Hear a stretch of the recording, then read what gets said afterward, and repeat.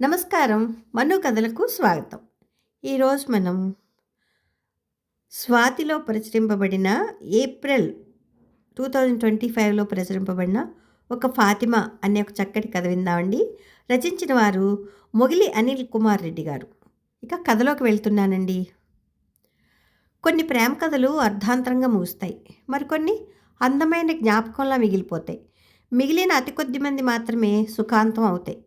ప్రేమ విఫలమైన పరిస్థితులకు తగ్గట్లు జీవితాన్ని, హృదయాన్ని మలుచుకొని హాయిగా జీవించగలిగే మెళకువ అందరిలో ఉండదు. ఇప్పుడు నా 24 కూతురు విషయంలో అదే జరిగింది.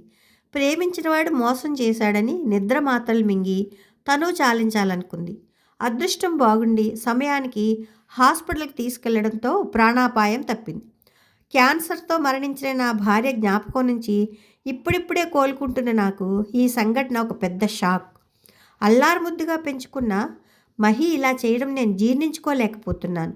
నా భార్య తరపు బంధువులు ఎవ్వరూ లేకపోవడం, నా తరపు బంధువులందరూ నా కుటుంబానికి దూరంగా ఉండడంతో రాత్రి పగలు మహిని కనిపెట్టుకుని ఉండడానికి ఒక సేవకురాల్ని నియమించాను. డిశ్చార్జ్ అయిన తర్వాత 3 రోజులు ముభావంగా ఉండి నాతో ఏమీ మాట్లాడలేదు. 4వ రోజు సాయంత్రం బాల్కనీలో నిల్చుని చెంపలపై ఎండిన కన్నీటి చారల గుర్తులతో విస్తున్న నారింజ రంగు సూర్యుడిని తదేకంగా చూస్తున్న నా కూతురు దగ్గరికి వెళ్ళి, మహి, నీతో ఎప్పుడూ నేను ఒక స్నేహితుడిలాగే ఉన్నాను. సమస్య వచ్చినప్పుడు నాతో ఒకసారి చర్చించాల్సింది. ఇలా చేయడం సబబుగా ఉందా అని అడిగాను సూటిగా. డాడ్, ప్రేమ చేసే గాయం మీకు అర్థం కాదు. వాడే సర్వస్వం అనుకున్నాను. చీట్ చేశాడు అంది గద్గద్దమైన స్వరంతో. ఐఐటీలో ఇంజనీరింగ్ చదివి పేరున్న మల్టీనేషనల్ కంపెనీలో భారీ ప్యాకేజ్తో ఉద్యోగం చేస్తున్న తను అని మాట్లాడడం నన్ను ఆకర్షించింది. చీట్ చేశాడంటేనే అది ప్రేమ కాదు. సో నువ్వు లక్కీ అనుకొని జీవితాన్ని ముందుకు సాగించాలి. అంతేగాని ప్రాణాలు తీసుకోవాలనుకోవడం మూర్ఖత్వం అన్నాను. 2 years రిలేషన్, 1 yearగా కలిసే ఉంటున్నాం. త్వరలోనే పెళ్లి చేసుకుందాం అన్నాడు. ఇప్పుడు వదిలేసి వెళ్ళిపోయాడు. రోగువాడు అంది బాధగా. ప్రేమ కోసం అందరూ తప్పిస్తారు, అయినా కొందరికి మాత్రమే అది దొరుకుతుంది అన్నాను. చెప్పడం చాలా ఈజీ, కానీ ఆ బాధ అనుభవిస్తేనే అర్థమవుతుంది. ఇప్పుడు my life is a big zero అంది నిర్వేదంగా. మహి, ఈ రోజుల్లో బ్రేకప్ అనేది చాలా సింపుల్ విషయం. అది ఇప్పటి జనరేషన్లోని నీకు నేను చెప్పాల్సి రావడం వింతగా ఉంది. Leave it, just move on అన్నాను అనునయంగా. How can you say like that dad అని. అయినా ప్రేమలో పడితేనే దాని విలువ తెలుస్తుంది. అది విఫలం అయినప్పుడు కలిగే బాధ కూడా అనుభవిస్తేనే తెలుస్తుంది అంది. ప్రేమ విఫలం అయినప్పుడు దాని తాలూకు జ్ఞాపకాలు జీవితాంతం మానని గాయాలుగా బాధిస్తూ మళ్ళీ మళ్ళీ రేగుతూనే ఉంటాయి. కానీ ఆ జ్ఞాపకాలను ఒక కలలా మర్చిపోతేనే జీవితం ఆనందమయం అవుతుంది. లేకపోతే అంతులేని విషాదంలా మిగిలిపోతుంది అన్నాను. డాడ్, అమ్మని పెళ్లి చేసుకోవడానికి ముందు నువ్వెవరినైనా ప్రేమించావా అని అడిగింది మహి అకస్మాత్తుగా. నా మౌనంలోని అంతరార్థాన్ని గ్రహించి, అమ్మకు మీ ప్రేమ కథ తెలుసా అంది. ఏమీ సమాధానం చెప్పలేదు నేను. అయితే మీ ప్రేమ కథ ఇప్పుడు నాకు చెప్పాల్సిందే ప్లీజ్ డాడ్ అని అడిగింది. సరే అన్నాను. ఒక్కసారిగా నా ఆలోచనలు 27 ఏళ్ల వెనక్కి వెళ్ళి ఎడారి దేశంలోని అత్యంత వేడిని, ఆకాశ హర్మ్యాల ఎయిర్ కండిషన్ల గదుల్లోని చల్లదనాన్ని ఒక్కసారిగా అనుభూతి చెందాను. అవును, నా ప్రేమ కథ దుబాయ్లో మొదలైంది. 4 రోజుల క్రితం బిజినెస్ ట్రిప్ కోసం స్నేహితుడు సాగర్తో కలిసి దుబాయ్ వెళ్ళాను. రీజెన్సీ హోటల్లో 2 బెడ్రూమ్ల అపార్ట్మెంట్. మొదటి రోజు సాయంత్రం దుబాయ్ నైట్ క్లబ్కు వెళ్దాం అన్నాడు. నాకు ఇష్టం లేదు అన్నాను. రే ఫూల్, ఇక్కడ అన్ని దేశాల బాములు లభిస్తారు. ఒక్కో నైట్ క్లబ్ది ఒక్కో ప్రత్యేకత. ఏసియస్, యూరప్, అమెరికన్, మెక్సికన్ ఇలా ఏ అందం కావాలంటే ఆ అందాన్ని ఎంచుకోవచ్చు అన్నాడు హుషారుగా. మామ, పెళ్ళయ్యే వరకు నేను ఆ అనుభవం కోరుకోవట్లేదు అన్నాను. నేను మాత్రం ఈ రాత్రిని స్వర్గమేం చేసుకోవాలనుకుంటున్నాను. క్లబ్కి నాతో తోడుగా రా, తర్వాత నీ ఇష్టం అన్నాడు. సరే, అయితే ఒక కండిషన్. ఏషియన్ క్లబ్ అయితేనే వస్తాను. ఓ 3 పెగ్గులు తాగి వాళ్ళ డ్యాన్సులు చూసి వచ్చేస్తా అన్నాను. అర్రే, ఈ రాత్రికి రష్యన్ బాంబు కౌగిలిలో కరిగిపోదాం అనుకున్నాను. పర్లేదు ఆ సంగతి రేపు చూసుకుంటానులే అంటూ నన్ను ఓ ఏషియన్ నైట్ క్లబ్కు తీసుకువెళ్ళాడు. సమయం రాత్రి 8 గంటలు. డీజే హోల్లో డిస్కో లైట్ల వెలుతురులో ఆ క్లబ్ ఊగిపోతోంది. 10 మంది అమ్మాయిలు వరుసగా నిల్చొని ఉన్నారు. ఒక్కొక్క పాటకు ఒక్కొక్కళ్ళు తమ అందచందాలు ప్రదర్శిస్తూ డాన్స్ చేస్తున్నారు. మామ, నువ్వు ఏ అమ్మాయిని కోరుకుంటావో చెప్పు, డబ్బులకు వెనుకాడకు. ఈ రాత్రి నుంచి రేపు మధ్యాహ్నం వరకు ఆ అమ్మాయి నా రూముకు వచ్చి నీతో గడుపుతుంది అన్నాడు సాగర్. నేనేం మాట్లాడకుండా ఐస్ క్యూబ్స్ మునిగిన స్కాచ్ను సిప్ చేస్తూ అందరినీ గమనించసాగాను. 2 పాటలు అయిపోయాయి. కొందరు సింపుల్గా ఉన్నారు, కొందరు సెక్సీగా ఉన్నారు. జవానీ జానేమన్ పాట కోసం కొత్త అమ్మాయి వచ్చింది లోపల నుంచి. నా గుండె జల్లుమంది. ఒక్కసారిగా గులాబీ రంగు స్కర్ట్పై మెరుస్తున్న చెమ్కీలు ఉన్న నలుపు రంగు టాప్ ధరించిన ఆమెలో మిగతా వాళ్లలో లేని ఆకర్షణ ఏదో కనిపించింది. ఆ కళ్ళు బిడియంతో ఉన్న ఏవో రహస్య లోకాలకు నన్ను ఆహ్వానిస్తున్నట్లు కనిపించాయి. పర్వీన్ బాబీ వచ్చి నా కళ్ళెదురుగా డాన్స్ చేస్తుందా అన్నట్లు అనిపించింది నాకు. ఆ నిమిషంలో ఆమె వైపు నుంచి చూపు తిప్పుకోలేకపోయాను. అసంకల్పితంగా ఆ అమ్మాయి వైపు చేయి చూపించాను సాగర్ కేసు చూస్తూ. రే మామా, నువ్వు సూపర్, ఇప్పుడే మేనేజర్తో మాట్లాడి వస్తా ఉండు అని వెళ్ళాడు సాగర్. నేనెందుకు ఆ అమ్మాయి వైపు చేయి చూపించానో కానీ తెలియని భయంతో గుండెలో అలజడి మొదలైంది. మామ, ఆ అమ్మాయి పేరు మహి, పాకిస్తాన్ పిల్ల, ఫీల్డ్కి కొత్త, 1 నెలే అవుతోంది క్లబ్కి వచ్చి. లక్కీ ఫెలో నువ్వు. కాకపోతే రేటే కొంచెం ఎక్కువ, ఒక్క రాత్రికి 5,000 అన్నాడు సాగర్. అరే వద్దులేరా, పోదాం పదా అన్నాను. నచ్చిన అమ్మాయితో ఖుషి చేయడానికి భయపడతావెందుకురా? ఇప్పుడు నో అంటే కుదరదు. ఆల్రెడీ పేమెంట్ ఇచ్చేశాను. వాళ్ళ ట్యాక్సీలోనే పోవాలి. మిమ్మల్ని పంపించాక నేను వచ్చి నా గర్ల్ని సెలెక్ట్ చేసుకుంటా అంటూ నన్ను తీసుకుని క్లబ్ బయటకు వచ్చాడు. నాకేమీ అర్థం కావడం లేదు. బెదురుగా బయటకు వచ్చి ట్యాక్సీ దగ్గర నిలబడ్డాను. క్లబ్ మనిషి వచ్చి ఆ అమ్మాయి పాస్పోర్ట్ మాకిస్తూ, పాస్పోర్ట్ జాగ్రత్త, హోటల్లో అడిగితే చూపించడానికి మీకు ఇచ్చాను. ఈ అమ్మాయికి మాత్రం ఎట్టి పరిస్థితుల్లోనూ ఇవ్వకండి. మళ్ళీ ఈ అమ్మాయితో పాటు పాస్పోర్ట్ మాకు అప్పగించాలి. అప్పుడే మా దగ్గరున్న మీ పాస్పోర్ట్ మీకు తిరిగి ఇచ్చేస్తాం అన్నాడు. నాలో ఇంకా ఆందోళన తగ్గకుండానే క్లబ్ డ్రెస్ మార్చుకుని లేత చిగురాకు పచ్చ చుడీదార్లో బయటకు వచ్చింది మహి. ఏమా అందం! అంత మెరుపు ఎక్కడి నుంచి వచ్చింది ఆ కళ్ళకు?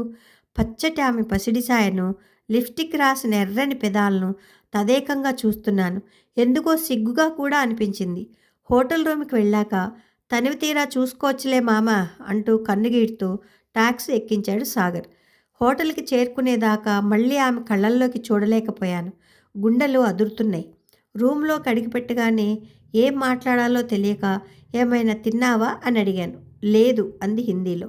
రిసెప్షన్కి ఫోన్ చేసి కలుపుతూ ఏం ఆర్డర్ చేయమంటావు అని అడిగాను. ఏమీ వద్దు, నేను స్నానం చేస్తాను అని బాత్రూంలోకి వెళ్ళింది. పాస్పోర్ట్ చూశాను.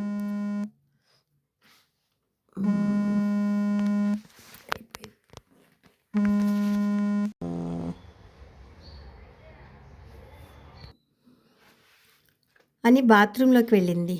పాస్పోర్ట్ చూశాను. పేరు ఫాతిమా, లాహోర్ స్వస్థలం, డేట్ ఆఫ్ బర్త్ 1976వ సంవత్సరం. అయితే అంటే ఆమె వయసు 22 ఏళ్ళు. నిజానికి ఇంకో 5 ఏళ్ళు తక్కువ అన్నా నమ్మేయచ్చు. కానీ ఆమె ఒక వేశ్య అంటే మాత్రం ఎవ్వరూ నమ్మలేరు. స్నానం పూర్తి చేసి మళ్ళీ అదే చిగురాకు పచ్చ చుడీదార్ ధరించి వచ్చింది. హ్యాండ్ బ్యాగ్ ఓపెన్ చేసి కండోమ్ ప్యాకెట్ బయటకు తీయబోతున్న ఆమెతో నో ప్లీజ్, ఇప్పుడు దాని అవసరం లేదు అన్నాను. ఇది మాకు కంపల్సరీ, వితౌట్ నో ఛాన్స్ అంది హిందీ ఇంగ్లీష్ కలగలిపి. పాకిస్తాన్ యాసలో ఉన్న ఆమె హిందీ బాగా లేకున్నా ఇంగ్లీష్ యాక్సిడెంట్ మాత్రం చాలా బాగుంది. చదువుకున్న అమ్మాయే అని అర్థమైంది. నా ఉద్దేశం అది కాదు. జస్ట్ ఈ రాత్రి ఒక తోడు కోసం మాత్రమే నిన్ను రమ్మన్నాను, అర్థం చేసుకో అని వెళ్ళి సోఫాలో పడుకున్నాను. వింతగా నా వైపు చూస్తూ వెళ్ళి బెడ్ మీద వాలిపోయింది. మరి మీ డబ్బులు అనవసరంగా వృధా అవుతాయి, అయినా ఇదేం సరదా అంది నవ్వుతూ. అలా నవ్వుతూ మాట్లాడితే మబ్బులు కమ్మిన చీకటి ఆకాశంలో మెరుపు మెరిసినట్లయింది. అదంతే. అవును, నీ పేరేమిటి అని అడిగాను. నా అసలు పేరు ఫాతిమా, క్లబ్లో మహి అని పిలుస్తారు అందామె. నేను మహి అనే పిలుస్తానన్నాను. ఈ ఒక్క రాత్రికేగా, మీ ఇష్టం అందామె. అవును, ఇంత అందంగా ఉన్నావు. ఇలాంటి పని ఎందుకు చేస్తున్నావు? అసలు పాకిస్తాన్ నుంచి దుబాయ్ ఎందుకొచ్చావు? అని అడిగాను. ఇలాంటి జీవితం ఎవరైనా ఎందుకు కోరుకుంటారు? అయినా తెలుసుకొని మీరేం చేస్తారు? అంది విషాదమైన నవ్వుతో. ఆకలి బాధల నుంచి బయటపడ్డానికో, లేదా బీదరికాన్ని తప్పించుకోవడానికో, లేదా పారంపర్యంగానో ఈ వృత్తిలోకి దిగుతారని అనుకుంటున్నాను. నిన్ను చూస్తే చదువుకున్న దానిలో ఉన్నావు. అందుకే నీకు ఈ పరిస్థితి ఎందుకు వచ్చిందో తెలుసుకోవాలనిపించింది అన్నాను. సరే చెప్తాను. వచ్చి నా పక్కన ఈ మంచంపై నిద్రించండి అందామె. లేదు, నాకు ఈ సోఫా సౌకర్యంగానే ఉంది అన్నాను. ఈ నెల రోజుల్లో నన్ను ఒక ఆటబొమ్మగా కాకుండా ఒక మనిషిలా చూస్తూ మాట్లాడిన మొదటి వ్యక్తి మీరే. తోడు కోసమే అన్నారుగా, అర్థం చేసుకోగలను. వచ్చి నా పక్కన పడుకోండి అంది.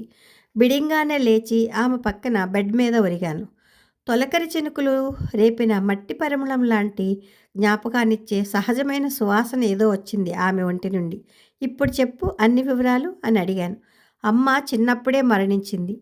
సవతి పిన్ని ఎప్పుడూ ప్రేమగా చూడలేదు. ఇంజనీరింగ్ చదువుతుండగా నాన్న అనారోగ్యంతో పోయారు. చదువు మాన్పించి పిన్ని నన్ను ఓ 50 ఏళ్ల గుండె జబ్బు మనిషికిచ్చి పెళ్లి చేసింది. పెళ్ళైన కొద్ది రోజులకి అతను మరణించాడు. 20,000 రూపాయలకు 4 నెలల కాలానికి పిన్ని నన్ను ఈ దుబాయ్ నైట్ క్లబ్ వాళ్ళకి అప్పగించింది అందామె. క్లుప్తంగా చెప్పిన ఆమె గుండెలో గూడు కట్టుకున్న విషాదం మొత్తం అర్థమైంది. 20,000కేనా? ఈ ఒక్క రాత్రి కోసం నేను వాళ్ళకి 5,000 ఇచ్చాను అన్నాను ఒకంత ఆశ్చర్యంగా. తెలుసు, నాకు అందులో 500 ఇస్తారు. 4 నెలల్లో నన్ను ఎంత ఎక్కువ మంది తీసుకుపోతే వాళ్ళకంత లాభం అందామె. అంటే ఇప్పటికే వాళ్ళకు చాలా లాభం వచ్చి ఉంటుందిగా నీ వల్ల అన్నాను. ఏమనుకుంటున్నారు మీరు? క్లబ్లో దాదాపు 100 మంది ఉన్నారు. నాకు వారానికి ఒక బేరం తగిలితే ఎక్కువ. ఈ నెల రోజుల్లో మీది 5వ బేరం అందామె జీవం లేని నవ్వుతో. అంటే నువ్వు ఇంతకుముందు నలుగురితో వెళ్ళావా అన్నాను కొంచెం బాధగా. అబ్బో, అంత బాధ ఎందుకు? ఈ రాత్రి తర్వాత మీరు నన్ను మర్చిపోతారు. అయినా ఆ నలుగురి దగ్గర నేను యాంత్రికంగానే మరబొమ్మలానే ఉన్నాను. నా మనసు ఏ మగాడు తాకలేదు ఇప్పటి వరకు అందామె కళ్ళు మూసుకుని. ఆ కంటి కింద చెమ్మకు 2 కన్నీటి బొట్లు రాలాయి. మహి, నేను క్లబ్ వాళ్ళతో మాట్లాడి వాళ్ళకు అడిగిన డబ్బు ఇచ్చి నిన్ను మీ దేశానికి పంపిస్తాను అన్నాను ఆవేశంగా. ఏంటి ప్రేమ? ఇలా అందరు మగాళ్ళు చెప్తారు అని మా క్లబ్లో తోటి వాళ్ళు చెప్పారు. కానీ ఉదయాన్నే మొహం చాటేస్తారంట అందామె నవ్వుతూ. కాదు, నిజమే చెప్తున్నా. నిన్ను ఈ చెర నుంచి విడిపిస్తాను అన్నాను నిశ్చయంగా. ఈ ఒక్క ఫాతిమానే ఎందుకు విడిపించాలనుకుంటున్నారు? మరి ఈ లోకంలో మాలాంటి చీకటి గుహల్లో బ్రతికే వేలాది ఫాతిమాల సంగతి ఏమిటి అని అడిగిందామె నా కళ్ళల్లోకి చూస్తూ. ఏం మాట్లాడాలో అర్థం కాలేదు నాకు. హఠాత్తుగా వేగంగా కదిలిందామె. నా మెడ చుట్టూ చేతులు వేసి ఆ వెచ్చటి ఊపిరి నా మొహాన్ని పరుచుకుంటుండగా ఎర్రటి మెత్తటి పెదాలను నా పెదాలకు తాకిస్తూ గాఢంగా చుంబించింది. నా నరనరాల్లో తీయని ప్రకంపనలు. ఇంకా ఏదో కావాలి అనిపించే తమకాన్ని నియంత్రించుకొని ఆమెకు దూరంగా జరిగాను. ఏమనుకుందో కానీ ఆడదాని జీవితంలోని అగ్నిపర్వతాలను, సుడిగుండాలను అర్థం చేసుకునే మగాళ్ళు చాలా అరుదు అంటూ నా గుండెలపై తలవాల్చి తృప్తిగా నిద్రపోయింది. ఆమె శరీరపు సహజ పరిమళం, మెత్తని శరీర బరువులోని కొత్త హాయిని మత్తుగా ఆస్వాదిస్తూ ఎప్పటికో నిద్రలోకి జారుకున్నాను. 2వ రోజు కూడా నేను మహి కోసం అదే క్లబ్కు వెళ్దాం అన్నాను సాగర్తో. ఏం జరగకుండానే రాత్రి 5,000 బుగ్గిపాలు చేసావు. ఈరోజు యూరప్ క్లబ్కి వెళ్దాం. నువ్వెలాగో నీ పాతివ్రత్యం చెడగొట్టగవు. అలాంటప్పుడు ఆ కబుర్లేవో ఏ ఫ్రెంచ్లో, రష్యానో లేదా జర్మనీ బూటితోనో ఇంగ్లీష్లో చెప్పుకో. నేను మాత్రం ఈ రాత్రికి రష్యన్ ఫిక్స్ అన్నాడు వాడు. నేను ఒప్పుకోలేదు. క్లబ్లో నన్ను చూసి మహి నిజంగా ఆశ్చర్యపోయింది. ఆమె కళ్ళల్లో నా పట్ల ఆరాధన స్పష్టంగా కనిపించింది. హోటల్ రూమ్కి వెళ్ళాక నన్ను గట్టిగా కౌగిలించుకుని నా కనురెప్పలపై ముద్దు పెడుతూ, మీరు నిజంగా పిచ్చివాళ్ళు కాదు కాదు గొప్పవారు అంది. నేను నవ్వుతూ, ఈ రాత్రంతా నీకు ఇష్టమైన కబుర్లు చెప్పు. నిన్ను చూస్తూ నీ మాటలు వింటూ ఉంటాను అని అడిగాను. సంతోషంగా మాట్లాడింది ఆ రాత్రి. గలగలా సెలయేరు ప్రవాహంలా తన బాల్యం, ఇష్టమైన రంగులు, వంటకాలు, ప్రదేశాలు అన్నిటి గురించి ఆమెను చూస్తూ ఆ కళ్ళలోని కాంతిని ఆస్వాదించాను. పూల సుగంధాలని, మధువుల మత్తుని ఆమె సమక్షంలో అనుభూతి చెందాను. ఆ అనిర్వచనీయమైన అనుభూతికి ప్రేమ అనే పేరు పెట్టాలా వద్దా అనే సంశయం నాలో. దానికి కారణం ఆమె ఒక వేశ్య కావడం మాత్రమే కారణమా? అనే సందేహం నా మెదడును తొలుస్తుండగా నా నుదుటి మీద చిన్నగా తన పెదాలను ఆనించి, ఒక్క నిజం చెప్పండి, చెయ్యి చాపితే అందేంత దూరంలో ఉన్న మీరు నాతో ఎందుకు పొందు కోరుకోరు అని అడిగింది. ఎందుకంటే నా మొదటి కలయిక నా భార్యతో మాత్రమే అని ఆగిపోయాను. ఆమె కళ్ళల్లో సన్నటి తడి. మీకు కాబోయే భార్య ఎవరో గాని చాలా అదృష్టవంతురాలు అంటూ నా ఒడిలో తలపెట్టుకుని సేద తీరింది. మహి, నాతో ఇండియా వస్తావా అని అడిగాను. ఎలా సాధ్యం? అయినా ఎందుకు అంది బాధగా. ఏం మాట్లాడలేదు నేను. ఒకవేళ క్లబ్ వాళ్ళు అడిగిన డబ్బు ఇచ్చి మీరు నన్ను విడిపించాలనుకున్నా వాళ్ళు నన్ను లాహోర్ ప్లేట్ ఎక్కించి మా పిన్ని దగ్గరికి మాత్రమే పంపిస్తారు అంది విషాద గీతికల. నేను ఏం మాట్లాడలేదు నేను. మూడో రోజు కూడా నేను మహి కోసం అదే క్లబ్కు వెళ్దామనడంతో సాగర్కు చిర్రెత్తుకొచ్చింది. నీకు నిజంగానే పిచ్చి పట్టిందిరా, డబ్బులు గుంజడానికో వలలో వేసుకుని లైఫ్ సెటిల్ చేసుకోవడానికో ఇలాంటి కహానీలు చెప్పడం వాళ్ళకు కామనే. అయినా ఆ మహి చెప్పేదంతా నిజమని గ్యారంటీ ఏమిటి అని వాదించాడు. అయినా నేను మొండిపట్టు వీడలేదు. క్లబ్లో నన్ను చూసి మహి ఏడ్చినంత పని చేసింది. పట్టరాని సంతోషం, దుఃఖం రెండూ ఒకేసారి ఆమెను కమ్ముకున్నాయి. హోటల్ రూమ్కి రాగానే నన్ను గట్టిగా పట్టుకుని నా మొహం నిండా ముద్దులు పెట్టింది. ఆ సమయంలో ఆమె కోసం ఏదైనా చేయాలని తెగింపు నాలో కలిగింది. మహి, అన్నీ వదిలేసి నాతో రా, ఎప్పుడు నాతోనే ఉండేలాగా నాకు నువ్వు కావాలి అన్నాను ఆర్తిగా. నాకు మీతో కలకాలం ఉండాలి అనే ఉంది, కానీ కొన్ని కలలు ఎప్పటికీ నిజం కావు. మధురమైన జ్ఞాపకంలా జీవితాంతం మిగిలి ఉంటాయి అంతే అంది భారంగా. నేనేం మాట్లాడకుండా మౌనంగా ఉండిపోయాను. నా జుట్టులోకి తన చేతులు పోనిచ్చి అమృతం నింపుకున్న పెదాలతో నా పెదాలను తాకిస్తూ గట్టిగా హత్తుకుంది. ఒక వెన్నెల వాన నన్ను అల్లుకున్నట్లయింది. ఆమె స్పర్శకు నా నరాలు తీవ్రంగా కంపించాయి. ఆమె కౌగిలిలో ఏదో మత్తులోకి, వేరే లోకంలోకి జారిపోతున్నాను. జీవితమంతా ఆ వెచ్చదనం కావాలి అనిపించింది. నాకు తెలియకుండానే నా శరీరంలోని ప్రతిభాగము ఆమె సాంగత్యం కోసం తపించాయి. ఆమె పీల్చే శ్వాసతో పాటు ఆమె గుండెలోకి, రక్తంలోకి, అణువణువులోకి ఇంకిపోయాను. ఆ రాత్రి ఎంతో మధురమైనది. ఆమె గాఢ పరిష్వంగంలో పర్వత శిఖరాలెక్కాను. సముద్రపు లోతుల్లో ఈదులాడాను. ఆకాశంలో విహరించాను. అలసిన మా రెండు శరీరాలు సేద తీరుతుండగా, సార్, మాట తప్పారు, వ్రతభంగం చేసుకున్నారు అందామె చిలిపిగా నవ్వుతూ. లేదు, నా మొదటి కలయిక నా భార్యతోనే జరిగింది. నేను నీలో ఐక్యమైన క్షణమే నిన్ను నా జీవిత సహచరిగా నిర్ణయించుకున్నాను అన్నాను. నమ్మలేనట్లుగా చూసింది. అది ఎలా సాధ్యం అని అడిగింది ఆనందాతిశయాలతో. క్లబ్ వాళ్ళు అడిగిన డబ్బు మొత్తం ఇచ్చేశాను.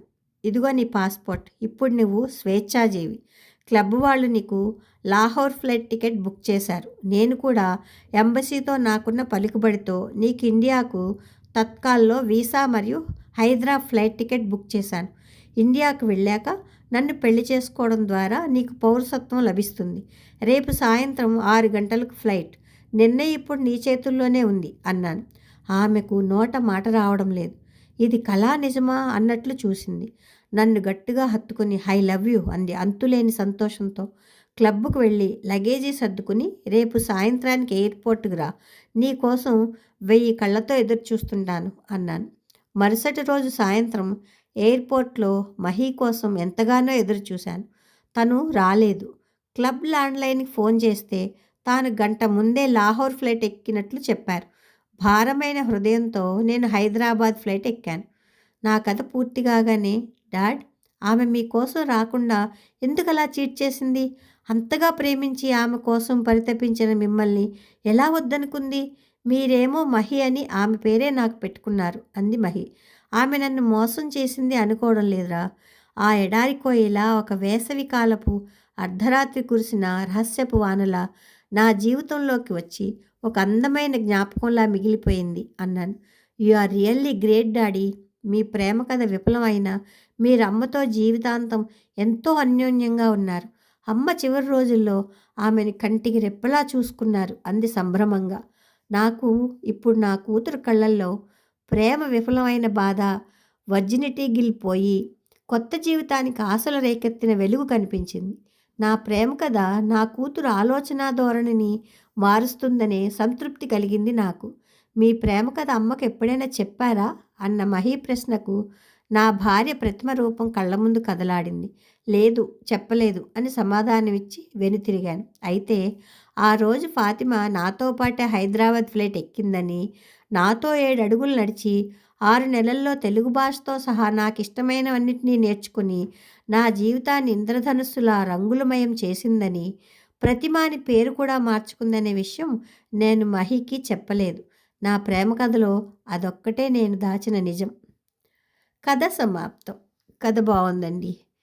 కథ మీకు నచ్చితే లైక్ చేయండి, షేర్ చేయండి, కామెంట్ చేయండి, సబ్స్క్రైబ్ చేసుకొని నన్ను ఎంకరేజ్ చేయండి.